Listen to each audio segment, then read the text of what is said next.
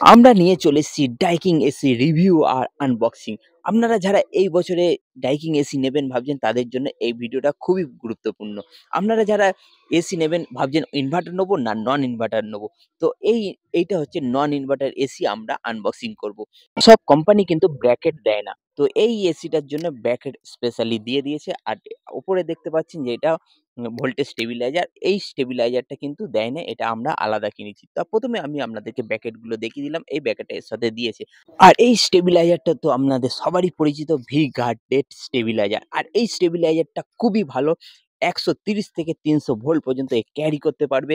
আর এই স্টেবিলাইজারে একটা জিনিস খুবই ভালো আমার লাগে, এই স্টেবিলাইজারে কত ইনপুট হচ্ছে, কত আউটপুট হচ্ছে পুরোটাই ডিটেইলস এর মধ্যে বোঝা যাবে। আর স্টেবিলাইজারটা খুবই ভারী আর লাগানোর সময় একদম ঠিকঠাকভাবে লাগাতে হবে। তা এই স্টেবিলাইজারটার দাম কত হবে তো আপনারা আন্দাজ করে বলুন।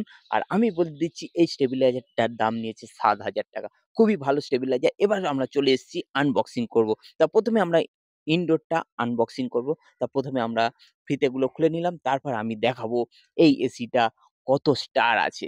তো ফাইনালি আমাদের এসিটা খোলা হয়ে গেল। আনবক্সিং করে আপনাদের দেখাবো। এইটা হচ্ছে নন ইনভার্টার এসি ডাইকিং। তো আপনারা যারা ডাইকিং নন ইনভার্টার খুঁজছেন তাদের জন্য এই ভিডিওটা খুবই গুরুত্বপূর্ণ। দেখুন 1 স্টার আইএসআই রেটিং আছে, 3.45 রেটিং আছে। এবার আমি দেখাবো রিমোট কন্ট্রোল। তো রিমোট কন্ট্রোলটা আগে যেরকম ছিল এখনো সেরকম আছে। আর ইনডোরটা যেরকম দেখতে ছিল সেম সেরকম আছে, কিছু পাল্টায় নাই। তো এটাকে আমরা রেখে দিলাম। এবার আমরা ফাটাফাট খুলে নেবো আউটডোর ইউনিটটা। তো আউটডোর ইউনিটের ভেতর কি দিয়েছে সেইটা আমরা অবশ্যই দেখব। ইনডোর আউটডোর কানেক্ট করার জন্য যে কপার পাইপ দরকার হচ্ছে সেই কপার পাইপ কোম্পানি দিয়ে দিয়েছে। আর কপার পাইপের সাইজ আছে 1/2 ইঞ্চি আর কোয়ার্টার। আর এই এসিটা হচ্ছে 1.8 টন। তো দেখুন আমাদের কপার পাইপ দিয়ে দিয়েছে, তার সাথে একটা কেবিলও দিয়েছে। তো একটা কেবিল আপনাদের অবশ্যই কিনতে হবে বাইরে থেকে।